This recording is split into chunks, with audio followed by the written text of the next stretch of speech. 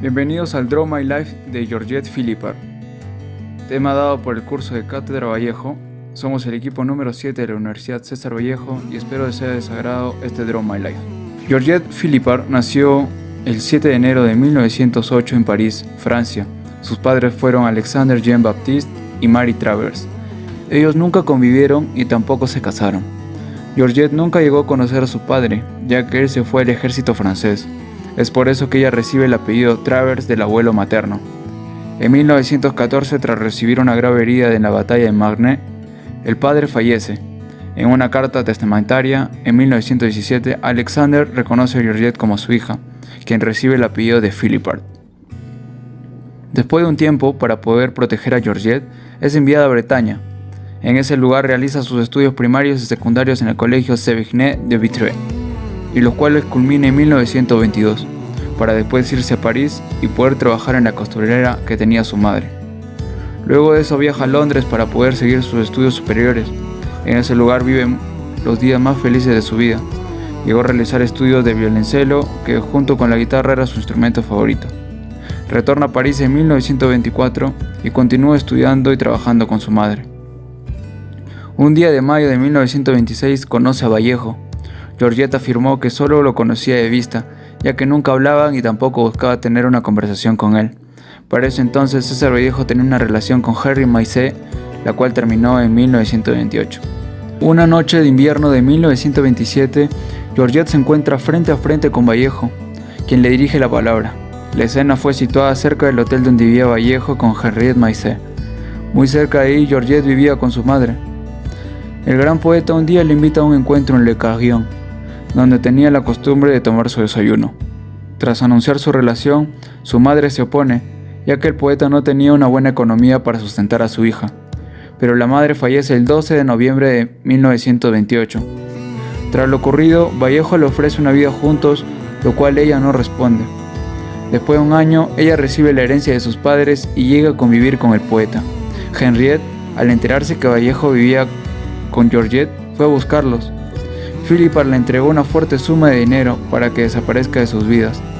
Henriette, siendo una chica humilde y de escasa economía, debió de quedar satisfecha, pues nunca más la volvieron a ver. Georgette y Vallejo viajan a la Unión Soviética en 1929, siendo respaldados por los recursos económicos de Georgette. En 1930, ambos viajan a España con la intención de la reedición del poemario Triste, que dieron a conocer. Después de sus viajes regresan a París, ciudad por lo que Vallejo sentía una admiración especial. El 2 de diciembre de 1929, Vallejo es expulsado de Francia, pero el gobierno francés le cede un plazo de casi 2 meses para abandonar el país. Al ser levantada la restricción anterior, su situación económica no mejora, así que Georgette tuvo que vender el apartamento que recibiera como herencia y la pareja tuvo que vivir desde entonces en hoteles. Georgette es hospitalizada, pues su enfermedad era la consecuencia de continuos abortos provocados, ya que Vallejo no quería tener hijos, pero Georgette lo refutó. No existe pruebas de ello. El 11 de octubre de 1934, después de 6 años de convivencia, Georgette y el poeta contraen matrimonio civil en la municipalidad del distrito 15 de París.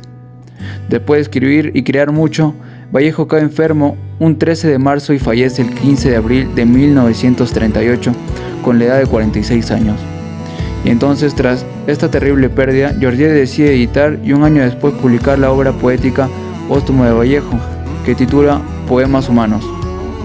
El 5 de diciembre de 1958, después de varios intentos de destierro de los restos del poeta, dictamina: Yo, Georgette Philippard, viuda de César Vallejo, me opongo formalmente, bajo cualquier pretexto que sea, a la apertura de mi fosa, donde reposan los restos de mi esposo.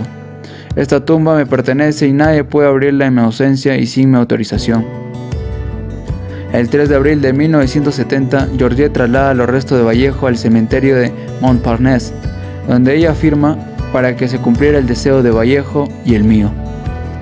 Georgette viaja a Perú, llegando el domingo 6 de mayo de 1951. Un año después, el 4 de octubre de 1952, viaja a Santiago de Chuco, donde llegó a la casa de Vallejo, pero sin Vallejo. En 1957, el Ministerio de Educación le concede una modesta pensión vitalicia. En la ciudad de Lima, emprende una lucha por hacer respetar la vida y obra del poeta. Su mal carácter y sus arrebatos hizo que se le considerase una persona intratable. En 1964 publica su obra poética Masque de Chaude, Máscara de Cal. A partir de 1965 rechaza todo intento de musicalizar los poemas de Vallejo. En 1966 el gobierno peruano le reduce drásticamente su pensión, que dejará de otorgarle en 1968. En 1967 edita y publica toda la narrativa del poeta, novelas y cuentos completos. En octubre de 1969 le gana el juicio la editorial Losada por haber publicado sin su autorización Poemas Humanos y España, aparta de mí este cáliz. La tragedia de Georgette Vallejo inicia una mañana en el mes de noviembre de 1978, a los 70 años. Rueda por la escalera de su casa y las consecuencias son graves. Hospitalizada en una clínica de la Sociedad Francesa de Beneficencia. Aún en tal estado, continúa bregando para impedir la repatriación de los restos de Vallejo. Entra en coma el 3 de diciembre de 1984. Tenía paralizado medio cuerpo. Sus últimas horas las pasó bajo una carpa de oxígeno, falleciendo en la madrugada del 4 de diciembre. Y este ha sido el Draw My Life de Georgette Philipper.